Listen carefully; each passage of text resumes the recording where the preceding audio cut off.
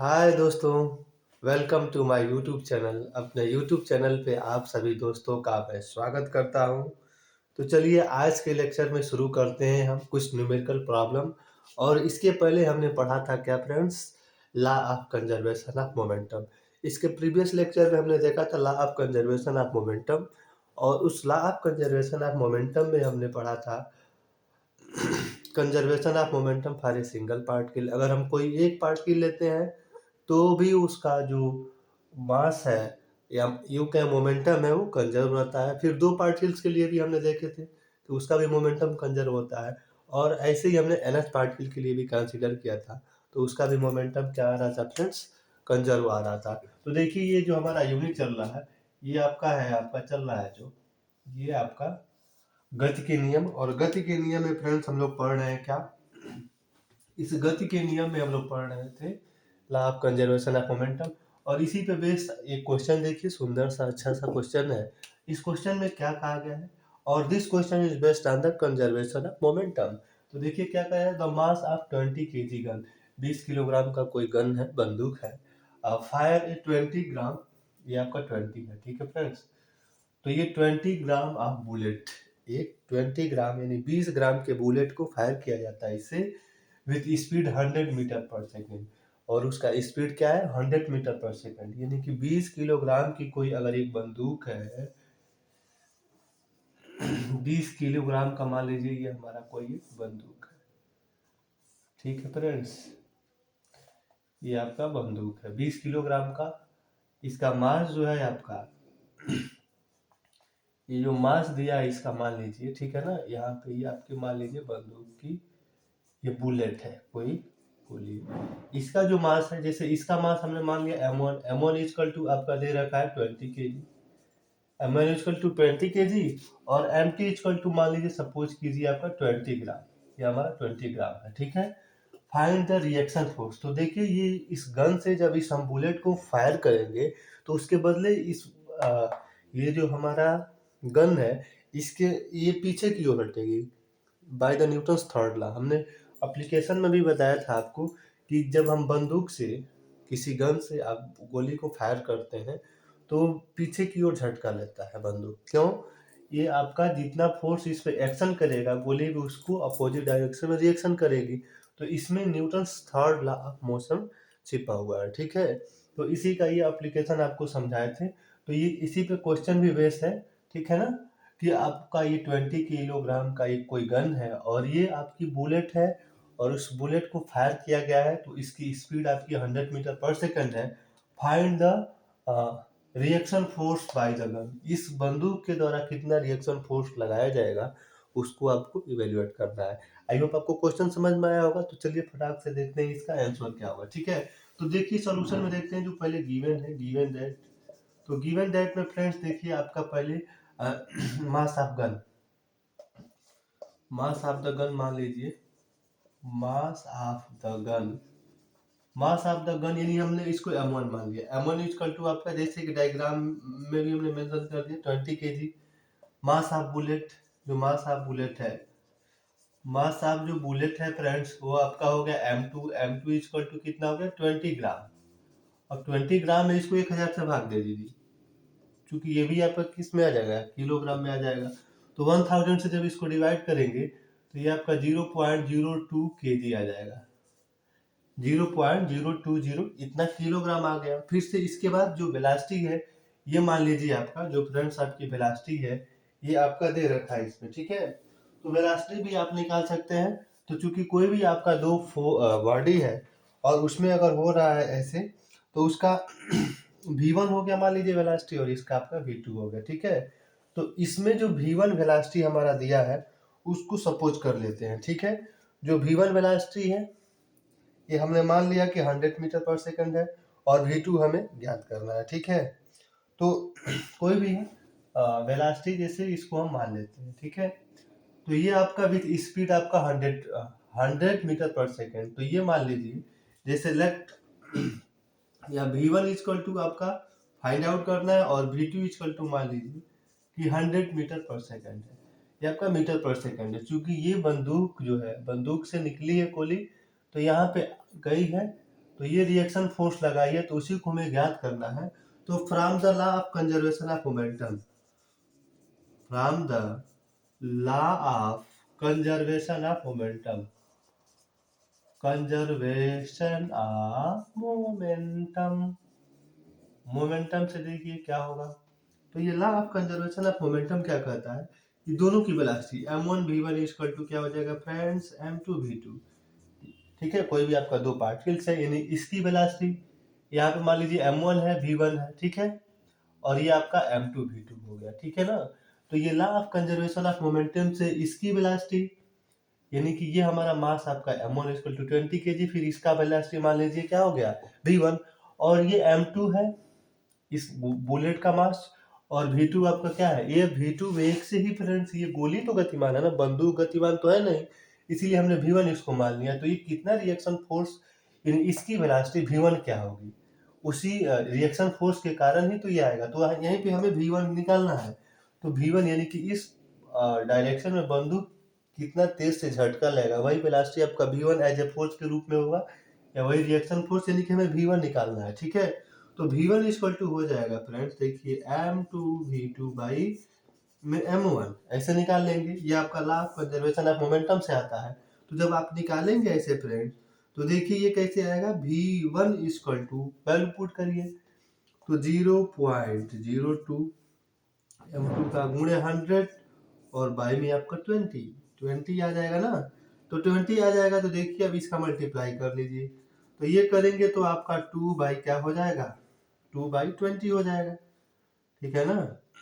ये आपका 2/20 यानी 1/10 आ गया, ये आ गया आपका 1/10, या इसको v1 की जो वैल्यू आएगी 0.1 मीटर प्रति सेकेंड, तो ये आपका हो जाएगा 0.1 मीटर पर सेकेंड। तो यही आपका फ्रेंड्स v2 की वैल्यू आएगी 0.1 मीटर पर सेकेंड। यानी ये जो हमारी बंदूक है, अगर इस गोली को, इस बुलेट को हिट कर रही है और इसकी वेलोसिटी 100 मीटर पर सेकंड है, तो ये पीछे की ओर 0.1 मीटर पर सेकंड की स्पीड से क्या होगी, पीछे आएगी।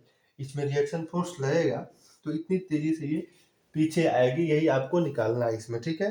तो पूछा जा रहा बंदूक का प्रतिक्षिप्त वेग ज्ञात कीजिए, यानी कि ये वेलोसिटी लिख लीजिए फ्रेंड्स, यहाँ पे रिएक्टिव वेलोसिटी, या इसी को हम बोलते हैं हिंदी में प्रतिक्षिप्त वेग। फाइंड द अपोजिट या बैकवर्ड वेलोसिटी लिख सकते हैं, या find the velocity in opposite, या find the opposite velocity, opposite velocity, opposite velocity. तो यही क्वेश्चन था यहाँ पे, opposite velocity by the gun. तो ये आपको अपोजिट वेलोसिटी ही निकालना, तो ये v1 या वही आपका एक तरह का फोर्स कर सकते हैं, कंसीडर कर सकते हैं, तो ये आपको निकालना था।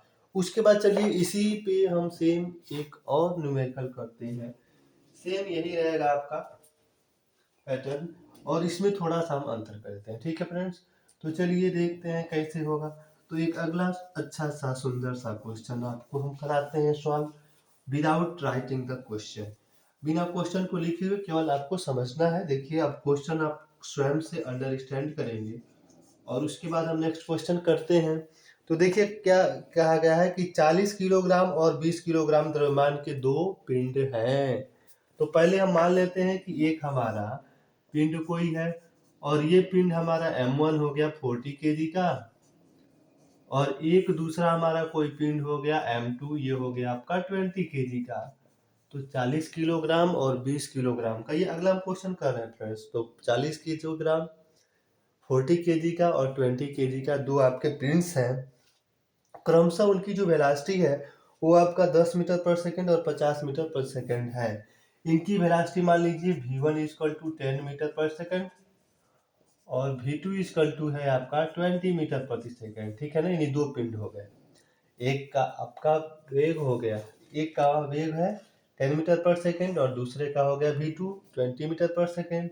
पहले की मास आपका m1 40 kg और दूसरे का मास मान लीजिए m2 20 kg है, ठीक है। अब इसके बाद कहा जा रहा है एक दूसरे की ओर गतिमान है, कुछ समय बाद टकराने पर वे परस्पर संयुक्त होकर एक निकाय बनाते हैं, निकाय का आपको वेग ज्ञात करना है। ठीक है फ्रेंड्स, तो ये आपका इम्पोर्टेंट क्वेश्चन है कि एक निकाय का इस क्या वेग होगा भी, इसको आपको निकालना है। ठीक है, तो आई होप आप क्वेश्चन देखिए कैसे समझेंगे। यानी एक दूसरे की ओर गतिमान है, तो ये इसके तरफ गतिमान है और ये एक इसके तरफ गतिमान है, तो यहाँ पे ये दोनों मिलकर एक निकाय बनाते हैं, एक हो जाता है ये, और इसके बाद ये मान लीजिए m हो गया। ठीक है, यानी m1 प्लस m2 हो गया, और ये दोनों एक में मिल जाएंगे और तब इसकी वेलोसिटी v हो गई मान लीजिए। ठीक है, ये वेलोसिटी v हो गई। यानी कहने का मतलब है कि ये आपका जो m1 मास का जो पिंड है, ये m1 इक्वल टू 40 kg हो गया, और m2 equal to friends 20 kg हो गया। अब ये दोनों एक दूसरे की ओर गतिमान है, ये पिंड इधर की ओर गतिमान है और ये इसके ओर गतिमान है। ठीक है, अब दोनों गतिमान है तो दोनों एक में कॉन्साइड कर जा रहे हैं, और तब उसके बाद इसकी वेलोसिटी मान लीजिए v हो गया, और v होने के बाद इन दोनों का मास भी तो कंबाइन होगा ना, तो मास आपका m1 प्लस m2 हो जाएगा। ठीक है, ये हो जाएगा, ऐसे डायग्राम से समझ सकते हैं। तो अब इसके बाद आपको पता क्या करना है, यही वेलोसिटी v ही तो निकालना है कि ये जो निकाय है सिस्टम है, किस इसका वेग क्या होगा, निकाय का वेग ज्ञात कीजिए। तो मान लेते हैं, सपोज कीजिए कि लेट, इसी में हम सोल्यूशन देखते हैं। ठीक है, क्वेश्चन अगर समझ में आ गया तो let the mass of first body, let the mass of first body, जो फर्स्ट बॉडी है उसका मास यानी m1 इक्वल टू आपका 40 kg, mass of second body, जो सेकेंड बॉडी है आपका, सेकेंड बॉडी इसका मास मान लीजिए m2 इक्वल टू आपका 20 kg हो गया फ्रेंड्स, 20 kg हो गया। वेलोसिटी ऑफ फर्स्ट पिंड जो ये आपका a है मान लीजिए, जो भी है, वेलोसिटी ऑफ फर्स्ट पिंड, first body v1 equal to मान लीजिए 10 मीटर पर सेकेंड, और उसके बाद सेकेंड जो ऑब्जेक्ट है, सेकेंड बॉडी है, इसकी वेलोसिटी v2 इक्वल टू हमने यहाँ डायग्राम में मेंशन भी कर दिया है। ठीक है ना, तो 20 मीटर पर सेकेंड हो गया। अब इसके बाद दोनों सिस्टम है, तो the velocity of system, the velocity of system जो आपका निकाय है सिस्टम, इसकी वेलोसिटी मान लीजिए v हमसे पूछा जा रहा है, तो from the law of conservation of momentum, from the law of conservation of momentum, conservation of momentum, तो law of conservation of momentum से करेंगे फ्रेंड्स, तो ये आपका क्या होगा, m1 v1 plus m2 v2 equal to में हो जाएगा m1 प्लस m2 इंटू इसकी वेलोसिटी v, ऐसे निकाल लेंगे। ठीक है, तो निकालिए, देखिए क्या आता है। तो m1 v1 की वैल्यू रख लेंगे, या आपको v निकालना है तो v के लिए आपका फार्मूला बनेगा m1 v1 plus m2 v2, और बटे में क्या हो जाएगा m1 प्लस m2। अब इसी को सॉल्व करेंगे फ्रेंड्स, और आपका आंसर, आपका रिजल्ट आपके हाथ में होगा। तो चलिए देखते हैं। तो चूंकि इसमें एक की जो वेलोसिटी है फ्रेंड्स, ये जो v2 है, देखिए ये आपका जो भी आए, तो एक का हमने मान रखा है 10 मीटर पर सेकेंड, और एक का आपने 20 मान रखा है। तो ये जो वेलोसिटी है यहाँ पे इसका डायरेक्शन थोड़ा चेंज कर लीजिए आप, यहाँ पे -20 हो जाएगा, क्योंकि ये इस डायरेक्शन में आ रहा है, तो यहाँ पे जो है ये निगेटिव साइन में आ जाएगा। ठीक है ना, क्योंकि ये आपका वेलोसिटी है, तो ये इस डायरेक्शन में आ रहा है, तो इसका सिंबल क्या हो जाएगा, -v1 हो जाएगा। ठीक है, तो यहाँ पे जब वैल्यू रखेंगे तो m1 की यानी v निकालना है आपको, तो m1 आपका आ गया 40, इंटू में ये हो गया आपका 10, ये आपका कितना हो गया, v1 आपका हो गया 10, प्लस में इसका आपका m2 कितना दिया है, m2 दिया है 20, और माइनस में आपका 20 हो गया ना, 20, और बटे आपका 40 और 20 60 हो गया, यानी 60 से डिवाइड कर देंगे। ठीक है फ्रेंड्स, तो ये आसान सा कैलकुलेशन है, 40,000 में 400 माइनस 20 सम 400, एक मिनट, ये वेलोसिटी इसका चेंज कर लीजिए, इसको आप मान लीजिए 40, क्योंकि ये मास से 0 आ जाएगा, तो 40 कर लीजिए इसको, तो ये 800 हो गया, 4 दूनी 800, तो 800 में से 400 घटा दीजिए, तो ये कितना आ गया, ये आप 800 में से 400 घटाएंगे तो ये 400 हो गया, तो -400 बटे माइनस में 400 और बटे में 60, तो ये आपका कट गया और यहाँ पे आपका आ जाएगा फिर से माइनस में ही आएगा ये, यानी कि ये जो सिस्टम है देखिए यहाँ पे क्या आ जाएगा, 6 6 और 6 6 ये आपका आ जाएगा मीटर पर सेकेंड। तो ये जो पूरा सिस्टम है इसमें देखिए वेलोसिटी ये निगेटिव में आएगा तो 10 मीटर पर सेकेंड, ये ऋणात्मक चिन्ह ये प्रदर्शित करेगा जो संयुक्त निकाय है वो 20 किग्रा द्रव्यमान के पिंड की दिशा में गति करेगा, क्योंकि इसकी वेलोसिटी अधिक है। तो ये जो निकाय है ये इसका डायरेक्शन ये जो है ना यहाँ पे इस डायरेक्शन की ओर इसका मोशन होगा, यानी ये जो दोनों पिंड आपका मोशन में आ रहा है तो जब दोनों कोलाइड करेगा तो इसकी जो वेलोसिटी है ये इस डायरेक्शन में आएगा, यही आपका निगेटिव साइन आपका ये सिंबल रिप्रेजेंट करता है। तो आई होप आपको ये दोनों क्वेश्चन अच्छे से समझ में आए होंगे, और भी हम न्यूमेरिकल प्रॉब्लम आपको कराएंगे। आपको ये हमारा वीडियो पसंद आया तो प्लीज़ फ्रेंड्स चैनल को हमारे सब्सक्राइब करिए, इसको लाइक करिए, शेयर करिए, ठीक है। और मिलते हैं नेक्स्ट वीडियो में नए न्यूमेरिकल क्वेश्चन के साथ। तब तक के लिए आपको best of luck. Thank you, thanks for watching.